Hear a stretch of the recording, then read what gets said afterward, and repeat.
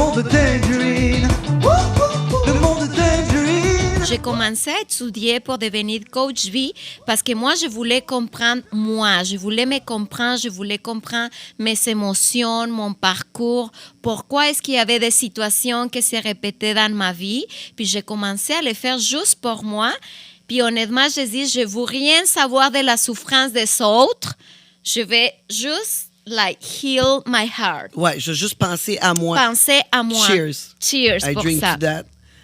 Merci beaucoup. Ça me fait plaisir de te rencontrer. Ben, moi aussi. Alors, ça a commencé vraiment par un parcours personnel. Puis, j'ai commencé à mettre les choses que j'apprenais. J'ai commencé à mettre des vidéos sur Instagram. Puis les gens ont commencé à m'écrire « Oh, merci pour ton vidéo. Oui, c'est ça que moi, je suis en train de vivre. » Parce que moi, je prenais un sujet, puis selon ce que je venais en apprendre, je l'ai développé. Alors, les gens ont commencé à cliquer avec mon contenu, puis tout à coup, je me ramassais avec des gens qui commençaient à me suivre, des femmes en Espagne, en Uruguay, en Chili, au Mexique. Puis moi, j'étais ici au Canada, puis tout ça, ça a commencé avec la pandémie. Oui, hein? Je pense Avec que la beaucoup pandémie. de monde Parce ont que j'ai décidé... dit, oh my God, qu'est-ce que Oui. je vais faire à la maison 24 sur 24 sans rien faire? Je pourrais devenir folle. Alors, j'ai dit non, je vais prendre quelques cours. Puis, dans les cours que j'avais le choix, je dis, OK, why not, life coach? Puis, comme ça, je vais me connaître, puis commencer à connaître des choses de moi. Alors, c'est comme ça que j'ai commencé. Puis, j'ai une amie qui m'a dit, pourquoi est-ce que tu mets pas tes vidéos sur TikTok? Puis, j'avais entendu parler que TikTok, c'était vraiment une social media juste pour mettre des choses rigolotes, des Et filles qui dansaient. ouais. Puis, moi, j'ai dit, non, je pense pas que sur TikTok, il y a C'est pas ta plateforme, d'après non, toi. parce Tu que penses je pas pensais c'est que ton c'était monde, juste ouais? des gens qui allaient là-dedans pour perdre le temps, etc. Puis un jour, j'ai dit, OK, je vais l'essayer. Je vais aller juste voir qu'est-ce qu'il y a là-dedans. Puis tout à coup, j'ai tombé en amour sur le monde de TikTok parce que vraiment, il y en a toutes. Il y a tous les genres. Tous ouais, les ouais. sujets que tu voulais en apprendre, vraiment, il y a des gens qui font des contenus vraiment très intéressants selon tes besoins, puis selon les choses que tu cherches. Puis j'ai dit, OK, je vais essayer. Puis tranquillo, j'ai commencé en novembre passé.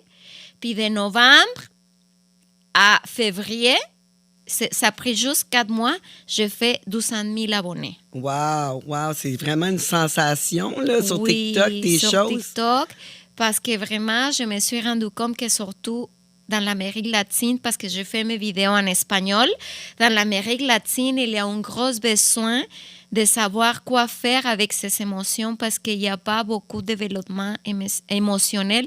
Puis surtout, on tombe dans la situation que dans la culture latino, il reste beaucoup la culture macho qui vient derrière ça. Oui, Des femmes oui. qui n'ont pas allé chercher sa liberté, savoir qui était, prendre sa parole, parler fort. Alors, il y a beaucoup la culture de t'es une femme, il faut que tu sois belle, jolie et que tu gardes silence. OK, fait que le féministe n'est pas rendu là Pas encore. rendu là. Ah, Alors, OK, moi, je oui. suis en train de faire des briser, des parasites, de dire non, prends ta place, parle fort, connais-toi, guéris tes blessures, puis surtout, allez faire ce que tu veux faire dans ta vie. Peu importe si la société est d'accord, si ta famille est d'accord, si ton mari est d'accord, parce qu'il y a beaucoup de femmes, même aujourd'hui, 2022, il y a beaucoup de femmes qui s'empêchent de faire des choses parce que son mari, il va être pas d'accord. Ah, je suis d'accord, même ici, là. Même ici, là. Ça, tu sais, ça nous suit, là, pareil, là. Le bon vieux temps où c'est que la femme était à la maison, puis elle, tu sais, écoutait son mari, puis c'est tout, tu sais. Je n'avais rien à dire. Ça nous suit tout de même, mais comme tu me dis, au Mexique ou en Amérique latine, les gens, ils ont pas grandi de ça. C'est sûr que la pandémie t'a apporté à ça, mais il doit y avoir un autre moment important qui t'a fait décider de, justement, de prendre des cours de coach de vie. Est-ce qu'il t'est arrivé un choc comme avant la pandémie pour dire, bon, non, OK. plusieurs dans ma vie, comme tout le monde. Parce qu'avant C'est de ça. se connaître, puis avant de travailler sur soi-même, il y a plusieurs choses qu'on ne comprend pas. Puis parfois, on a l'anxiété, on tombe de dépression souvent, parce que parfois, une petite chose, il peut te faire tomber dans une grosse dépression, puis tu ne comprends pas pourquoi est-ce que tu es dans cet état-là.